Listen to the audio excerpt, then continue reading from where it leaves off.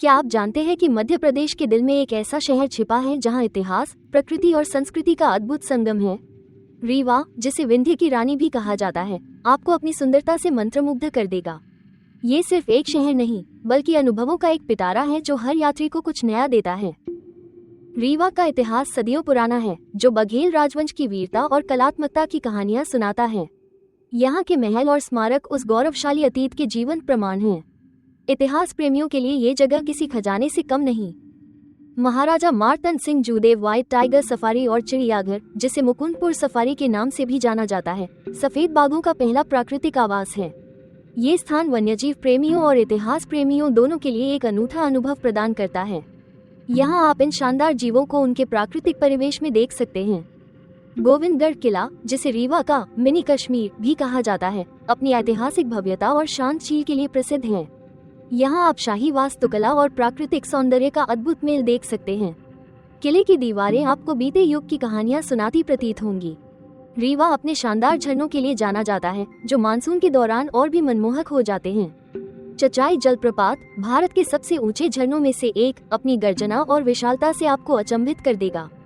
इसकी भव्यता देखकर आप मंत्रमुग्ध हो जाएंगे। कैम्वटी जलप्रपात और बहुती जलप्रपात भी रीवा के प्रमुख प्राकृतिक आकर्षण हैं।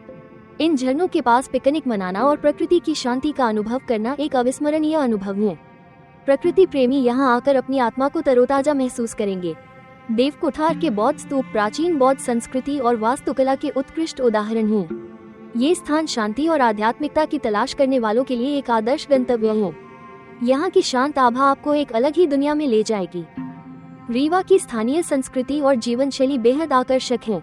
यहाँ के बाजार, हस्तशिल्प और पारंपरिक कलाएं आपको विंध्य क्षेत्र की समृद्ध विरासत से परिचित कराएंगी। स्थानीय लोगों से बातचीत करके आप उनकी जीवन शैली को करीब से जान सकते हैं। स्थानीय व्यंजनों का स्वाद लेना न भूलें।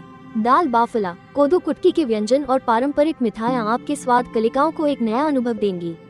यह एक ऐसा अनुभव है जो आपके रीवा दौरे को और भी यादगार बना देगा। रीवा के त्योहार और मेले भी यहाँ की संस्कृति का अभिन्न अंग हैं। इन आयोजनों में शामिल होकर आप स्थानीय परंपराओं और उत्साह का अनुभव कर सकते हैं। ये पर्यटकों और स्थानीय लोगों दोनों के लिए एक शानदार अवसर है। रीवा घूमने का सबसे अच्छा समय अक्टूबर से मार्च के बीच है, जब मौसम सुहावना होता है।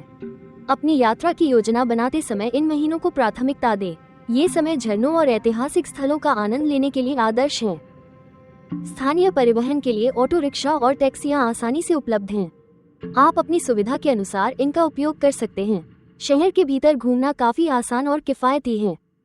अपनी यात्रा के दौरान आरामदायक जूते पहनें, खासकर यदि आप झरनों और ऐतिहासिक स्थलों पर पैदल घूमने की योजना बना रहे हैं। पानी की बोतल और सनस्क्रीन भी साथ रखना न भूलें। रीवा एक ऐसा गंतव्य है जो हर प्रकार के यात्री को कुछ न कुछ प्रदान करता है।